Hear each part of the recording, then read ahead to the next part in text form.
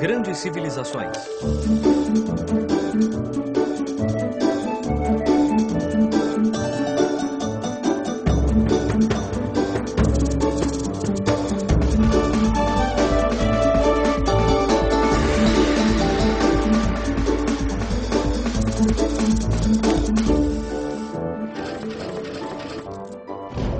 O Império Romano, primeira parte.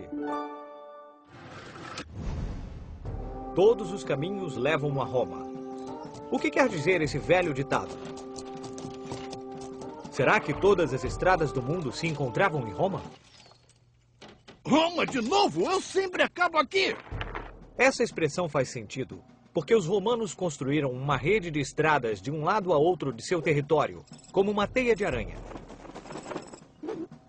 Mas esse ditado vai muito além. Quando se diz que todos os caminhos levam a Roma, não se está fazendo referência apenas a esses caminhos por onde transitam carroças e cavalos, mas também ao nascimento de muitas ideias fundamentais da civilização ocidental. O Império Romano foi tão influente, não só em sua época, mas em tudo que a civilização ocidental fez desde então, que se acreditava que tudo o que foi dito, tudo o que foi feito e tudo o que foi pensado nos séculos posteriores tem alguma relação com os romanos. O Império Romano foi um dos mais importantes da história. Rômulo e Remo. Roma nasceu às margens do rio Tibre, por volta de 750 a.C.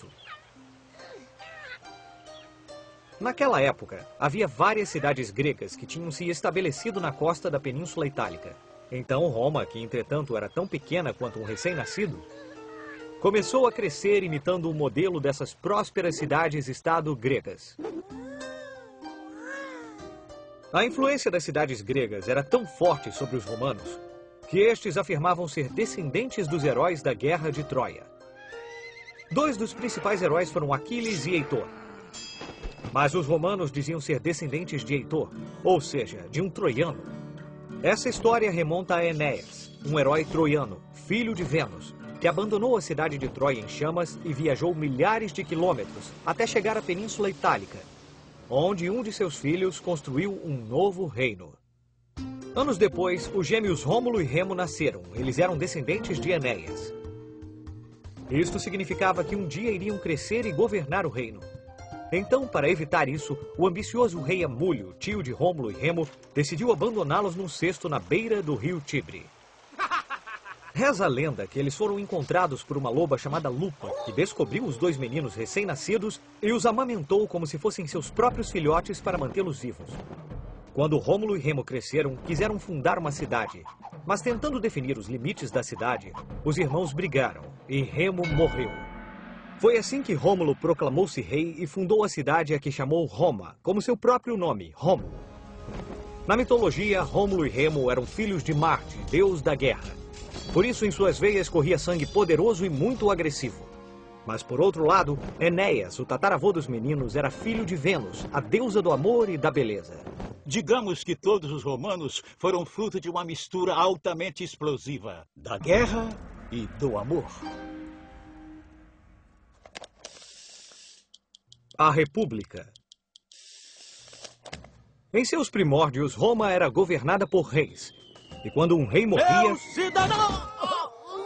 a elite se reunia para eleger um sucessor. Isso quer dizer que, em Roma, o poder sempre esteve nas mãos da elite. E essas pessoas eram os patrícios. Os patrícios eram os cidadãos que pertenciam às famílias mais antigas da cidade. Um grupo de patrícios, geralmente os mais sábios e experientes, formavam um conselho que limitava o poder supremo do rei. Esse conselho era conhecido como Senado. O Senado romano foi ganhando poder e prestígio, até que em 510 a.C., um rei particularmente mau foi deposto, e o Senado proclamou que nunca mais Roma teria um rei. De agora em diante, Roma é governada pelo povo. Esse foi o início da República Romana, a primeira república da história. A República Romana funcionava bem, mas às vezes havia problemas. Os patrícios, que tinham muito dinheiro, terras e poder, muitas vezes entravam em choque com os plebeus, geralmente mais numerosos e mais pobres, ou seja, todos os que não eram patrícios. Os plebeus começaram a clamar por melhores condições, mais alimentos e novas terras. Assim, o Senado decidiu que se Roma estava crescendo, seria necessário obter mais riquezas e mais terras. Por isso, formaram um exército forte para expandir seu território. Primeiro, toda a Península Itálica. Depois, conquistaram a Grécia, a Gália e, finalmente, a poderosa cidade de Cartago. Em seguida, passaram a controlar todo o mar Mediterrâneo. Como Roma e a riqueza cresciam, a cidade se tornava mais difícil de governar. Mamma mia! Então, um general muito bem-sucedido se destacou dentre os demais. Eu sou Júlio César e vou governar Roma. Não se preocupem, eu vou tirar vocês dessa crise. Júlio César foi um general muito popular porque havia ganho muitas batalhas. Sua vida e seus feitos em Roma o tornaram um dos personagens mais famosos da história. Júlio César deu início à época mais gloriosa de Roma. O Império Romano. Quando Júlio César assumiu o controle da cidade, passou a ser adorado pelo povo. Ele estava a caminho de ser o novo governante de Roma. Mas os senadores não gostaram nada dessa ideia, porque não estariam mais no comando. Então, organizaram uma conspiração e esfaquearam Júlio César até a morte nas escadarias em frente ao Senado. Até tu, Brutus.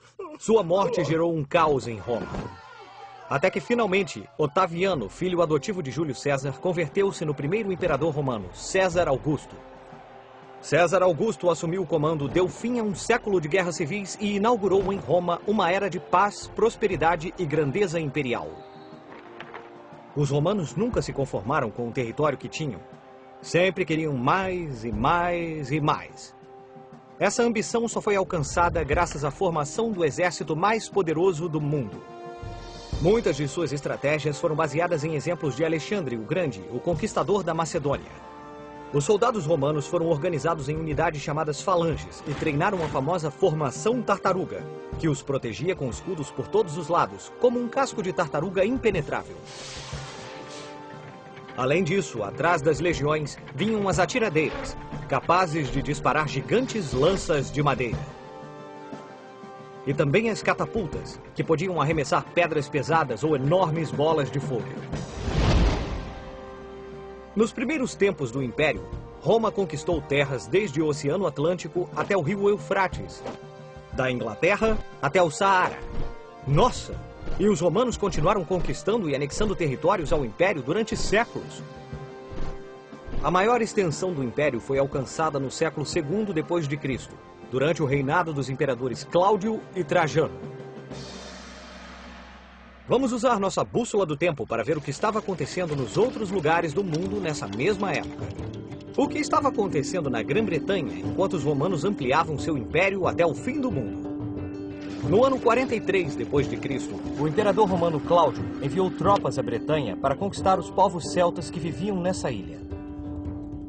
Os celtas travaram uma batalha feroz, mas como tantos outros, não puderam vencer a poderosa máquina de guerra romana. Os romanos construíram cidades fortificadas e redes de estradas, estendendo ainda mais os limites de seu império. Uma das cidades que fundaram chamava-se Londinium. Isso lembra alguma coisa? Isso mesmo, Londres. Mas essa cidade não ficou muito tempo em poder dos romanos, já que 16 anos mais tarde, no ano 60 depois de Cristo, Boudica, rainha dos Icenos, liderou uma grande revolta. Boudica era uma temível guerreira celta, de cabelos ruivos até a cintura e muito inteligente. Ela não perdeu tempo.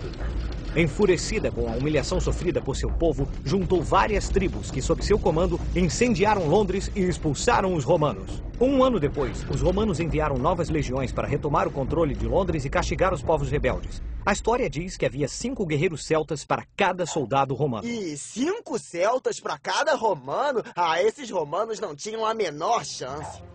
Aí é que você se engana, Pipo. Os romanos demonstraram que a disciplina rigorosa e as técnicas de guerra eram bem mais eficientes do que ter muitos soldados. Os celtas foram derrotados ao longo de incansáveis batalhas. Encurralada, a valente Boudica preferiu a morte e se suicidou. Os celtas foram transformados em escravos e levados a Roma. Vamos ver o que vai acontecer em O Império Romano, segunda parte. Ingressos para a batalha épica de hoje! Mais épica que ontem e menos do que amanhã! Ingressos, quem vai querer? Mas quem eram esses homens que arriscavam suas vidas com o único objetivo de entreter o povo? Geralmente eram prisioneiros de guerra ou infratores que haviam se tornado escravos. No fim da luta, quando um gladiador ferido caía, o imperador perguntava ao público se ele merecia viver ou ser executado. Os gladiadores vitoriosos em muitos combates tornavam-se heróis do povo. Tinham fama e dinheiro e, se fossem realmente bons, eram libertados da escravidão e viviam de glória e riqueza para o resto da vida.